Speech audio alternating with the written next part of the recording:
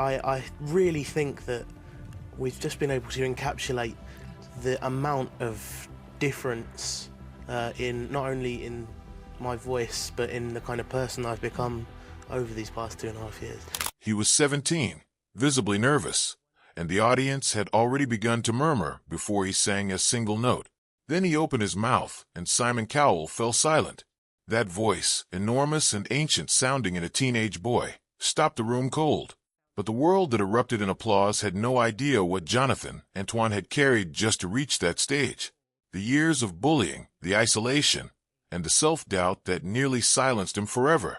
Jonathan Antoine was born in 1994 in Essex, England. Not into a musical dynasty, not into a family with industry connections or conservatory ambitions, just an ordinary household where a quiet, curious boy one day discovered something extraordinary inside himself. He was around 9 or 10 years old by his own recollection when he first encountered the operatic tenor tradition. Not through a teacher, not through a school program, through recordings. He heard Luciano Pavarotti, and something in him recognized it. The way a person recognizes a language they have never been taught, but somehow already understand. That world vast, old, and full of a kind of beauty that most children his age had never even been introduced to became his. Quietly, privately, almost secretly. Because outside of that world, life was harder. School was not a safe place for Jonathan Antoine. In multiple interviews given between 2012 and 2014, he spoke with remarkable honesty about what those years were like. The bullying was severe and sustained. He was targeted for his weight. He was targeted for his interests, and he was targeted for the kind of gentle inward temperament that made him stand apart from the crowd in ways that at that age the crowd does not forgive easily. Music absorbed all of it. Every unkind word, every difficult day, every moment of loneliness that a boy that age should never have had to carry alone, he brought it to the music, and the music held it. Teachers noticed his vocal ability from time to time, but the encouragement was never consistent enough to make him believe it could be something real. For years, that voice lived almost entirely within 4 walls, practiced, deepened, and kept close, because he had no certainty yet that the outside world deserved to hear it. What was waiting for him, just a few years ahead, was something neither he nor anyone around him had thought to imagine. It took a friend to change everything.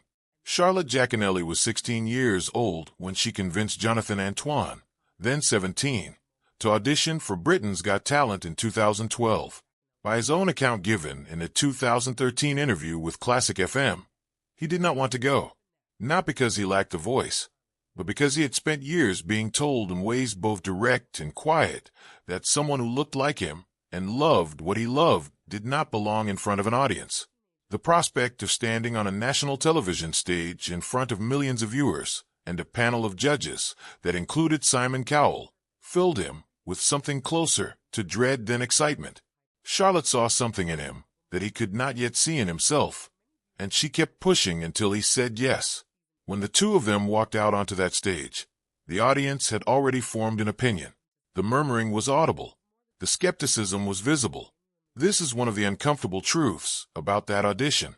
The reception before the first note was not warm. Jonathan Antoine stood there and absorbed it the way he had absorbed so much else throughout his life. Then he sang. They performed the prayer, a piece that demands genuine vocal power and emotional restraint in equal measure in front of Simon Cowell, Amanda Holden, David Williams, and Alicia Dixon. Within seconds, the atmosphere in the room changed completely. Cowell, a man who had stopped hundreds of contestants mid-peak performance over the course of his career, did not say a word. He sat still and listened. The audience, which had been murmuring just moments before, rose to its feet. If you remember watching that audition for the first time, whether it was in 2012 or years later when someone sent you the clip, tell us in the comments what it felt like the moment you heard his voice. The clip that followed that broadcast became one of the most watched moments in Britain's Got Talent history. Across platforms, it accumulated over 100 million views in the years that followed, a number that continued climbing long after the show season had ended, and most contestants had faded from public memory. People did not just watch it once, they sent it to friends. They came back to it. Something in those few minutes held them in a way that most viral content simply does not. Charlotte had given Jonathan the courage to walk through the door, but it was his voice, that voice built in private over years of quiet practice and carried through years of pain, that made the room stop breathing. They did not win. In the 2012 series of Britain's Got Talent, Jonathan Antoine and Charlotte Jackelly finished as runners-up, beaten into second place by teenage singer Natalie Kerr. For many viewers who had watched that audition clip travel around the world, the result felt surprising. But in the music industry, the final placement on a talent show rarely determines what happens next. And what happened next for Jonathan and Charlotte moved quickly. Simon Cowell signed them to Psycho Records, his own label, home to some of the biggest names to emerge from the talent show pipeline. Their debut album arrived in November 2012, and it entered the UK albums chart at number 2. In its first weeks alone, it sold over 100,000 copies. For two teenagers who had been unknown 6 months earlier, those were numbers that even seasoned industry professionals would have found difficult to argue with. Classical crossover was having a genuine cultural moment in the UK at that time, and Jonathan and Charlotte were at the center of it. Young, compelling, and carrying a story that the public had already emotionally invested in. The media coverage was significant. The concert appearances followed. On the surface, everything was moving in the right direction, but surfaces can be misleading. Beneath the shared success, something more complicated was quietly present. It was not conflict exactly. It was more the tension that comes when two genuinely different artistic identities are packaged as a single act. Music industry observers writing at the time noted with increasing frequency that Jonathan's voice belonged in a different conversation entirely, that it was not simply good for a crossover act or impressive for a teenager, but was of an order of magnitude rarely heard in the UK marketing years. The question of what Jonathan Antoine might sound like on his own with repertoire chosen for his voice alone with arrangements built around his particular depth and range was one that critics were beginning to ask openly, and somewhere quietly so was he. By 2013, the duo was over. Jonathan and Charlotte parted ways professionally, a split that both handled with considerable public grace. There were no bitter interviews, no competing narratives, no industry drama played out in the press. It simply ended quietly and mutually the way some partnerships do when two people recognize that the road ahead leads in different directions. Charlotte would continue her own career, and Jonathan Antoine, at 18 years old, would begin the far more uncertain work of finding out what he was capable of alone. He signed with Sony Music Classical, a different world from the talent show pipeline with different expectations and a different kind of listener. Work began on his debut solo album. And in 2014, when he was just 19 years old, that album arrived. It was called Tenor. Tenor debuted at number 4 on the UK classical charts. But the chart position was almost beside the point. What the album actually demonstrated was something critics had not fully anticipated, a musical range and interpretive depth that went well beyond what the crossover market typically produces. Reviewers noted with some surprise that Jonathan did not simply deliver a lyric. He inhabited it. There is a difference, and most listeners can feel it even if they cannot name it. At 19, he already understood that difference. The stories behind the voices that moved us, the ones that go deeper than the clip the world shared 1,000,000 times, are exactly what this channel exists to tell. If that means something to you, subscribe and stay with us. The transformation during this period was not only musical. In a candid interview with The Guardian published in 2015, Jonathan spoke openly about significant weight loss, about learning to occupy his own body with more confidence, and about the slow ongoing work of separating his sense of self from the viral moment that had defined him in the public eye since he was 17. That audition clip had introduced him to the world, but it had also frozen him in the minds of many at a single moment in time. Moving beyond it required more than releasing new music. It required a different relationship with his own identity. He was not chasing the next viral moment. He was not trying to recreate what the talent show had built. He was doing something quieter and more difficult, constructing a real artistic life, one careful decision at a time, on his own terms and at his own pace. At 19, that kind of clarity is rare. He had earned it the hard way. The cameras moved on. Jonathan Antoine did not. Between 2015 and 2022, he continued doing the work steadily, seriously, and largely out of the public eye that had once tracked his every appearance. A second solo album followed tenor, expanding his recorded catalog and his repertoire.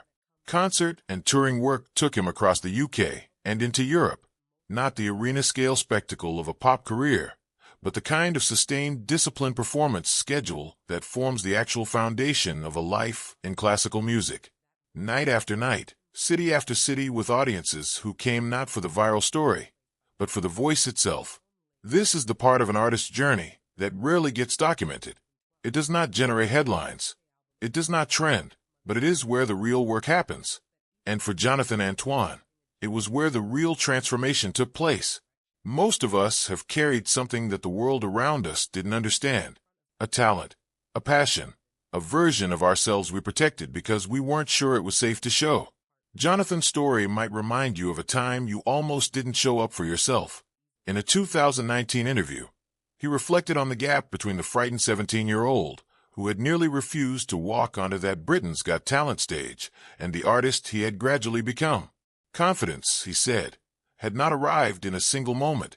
It had come through thousands of small decisions to keep practicing, to keep performing, to keep showing up even when the world was no longer watching with the same intensity it once had. Vocal coaches and collaborators who worked with him consistently during this period described someone of unusual musical seriousness. He was not coasting on natural ability. He was studying the tenor tradition, its history, its demands, its possibilities with the kind of scholarly devotion that most young artists with a built-in audience never feel the need to develop. He treated his talent not as a shortcut, but as a responsibility.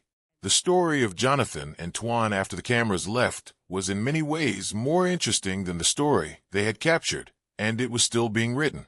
At 30 years old, Jonathan Antoine is not who the internet thinks he is. The internet knows a teenager.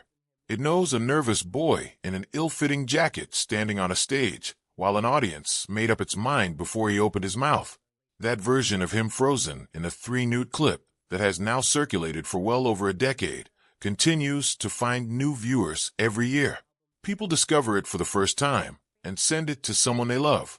The view count keeps climbing long after most viral moments have collapsed into irrelevance. In that sense, the audition has taken on a life entirely independent of the man who performed it. But Jonathan Antoine at 30 is something that clip cannot fully contain. He has spoken in recent interviews with a maturity and self-awareness that is not performed and not practiced. It is the quality that comes from someone who has genuinely examined his own story and made peace with its more difficult chapters. He understands what that stage in 2012 gave him. He also understands with equal clarity what it nearly cost him. The years of navigating an identity built in public before he had fully built one in private. The weight of a single moment that millions owned, but only he had lived. The bully boy from Essex who almost said no to the audition has become something that could not have been predicted from that single clip alone. A working classical artist with a body of recorded work. A concert legacy that spans more than a decade, and a voice that, by the consistent account of those who have followed his development closely, has only grown richer and more commanding with age. The instrument that stunned a room at 17 has been deepened by 10 years of disciplined study, performance, and the kind of lived experience that no conservatory can teach. He is at 30 exactly what that audition promised he might be. Not a moment, not a memory, not a footnote in a talent show's history. A musician whole, serious, and still becoming. The best of what Jonathan Antoine has to give the world is by every indication still ahead of him, and that more than anything is worth celebrating. His is one of a handful of voices from that era that the world heard once and never quite forgot. The next story on this channel belongs to another voice just like that, and it begins in a place you would never expect.